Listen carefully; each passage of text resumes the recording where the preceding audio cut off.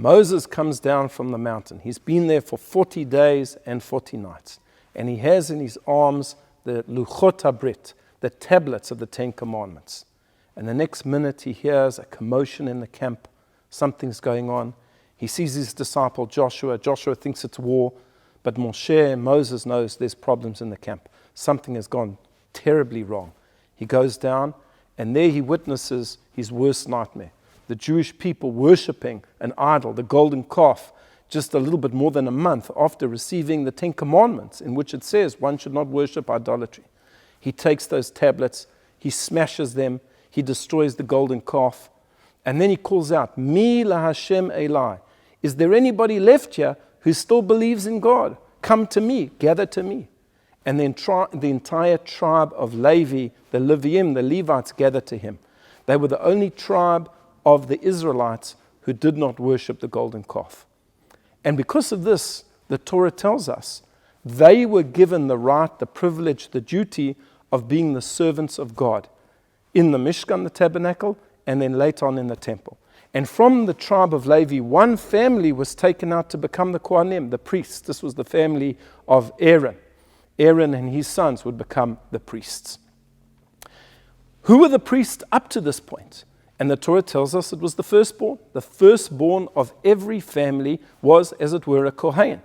But because they sinned in the sin of the golden calf, that incredible duty and privilege was taken away from them and given instead to the tribe of Levi. One of our great scholars, the Chizkuni, asks an interesting question.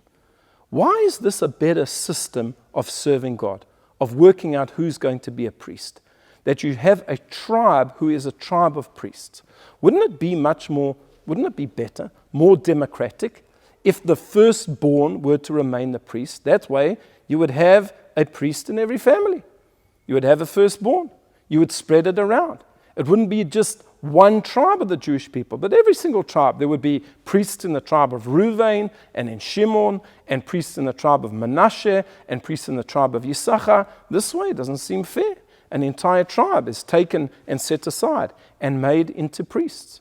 What is the thinking behind this? Over and above, of course, the fact that this was the only tribe that didn't sin in the sin of the golden calf. And the Chizkuni gives us a most magnificent explanation. He says, let's imagine for a moment that the way of selecting priests was that it was the firstborn son of every family. And he says the following situation could occur, that you had a firstborn son, and he realized, well, I'm a priest, and I better go and learn how to be a priest. So he goes to his father, and he says to his father, he says, Abba, will you tell me all of the laws of how to serve God in the temple? And his father will say to him, look, I'm very sorry, son. I can't help you out, because I'm not the firstborn in my family. So then he goes to the Zayda, he goes to his grandfather, and he says, Zayda, grandfather, can you tell me, how do I act as a priest? What are the different laws? And the Zayda says, I'm sorry, I can't help you, my grandson, because I wasn't the firstborn in my family. In fact, we never had a firstborn son in the family. It was all daughters, and then I came right at the end. Well, where is this young priest going to learn how to be a priest? Yes, he could learn it from books, but it's not the same as seeing it from an individual, from a father. And therefore Hashem said, an entire tribe are going to be priests. And in that way, they would learn not just from texts and from school, but from their parents who are their role models. They would go, a baby Kohen, a young Kohen, would go to his father and say, Father, teach me how to be a Kohen. And say, sure, son. He knows how to be a Kohen. He was a Kohen. His father before him was a Kohen. And so the message is taught in this way. What the Chizkuni is teaching us is two methods of education. The one is the formal method of education. You go to school, you read books, you do what it says in the books. The other way, and this is just so much more important, is modeling, is teaching by example. This is what I do, and take me as an example. This is something we learn from God himself. Very often the Torah teaches us a mitzvah formally. Do this, don't do that. Do this, don't do that. But sometimes the Torah says, V'halachta bidrachav. God says, walk in my ways, emulate me. Look at what I do. I visit the sick, I bury the dead, I provide for the poor.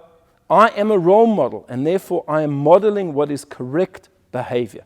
This is something that would never have happened if you had just the firstborn in every family as the priest. And so it was that the tribe of Levi was set aside for this role, so that they could learn from their fathers and their fathers before them how to serve God. I wish you all a Shabbat Shalom.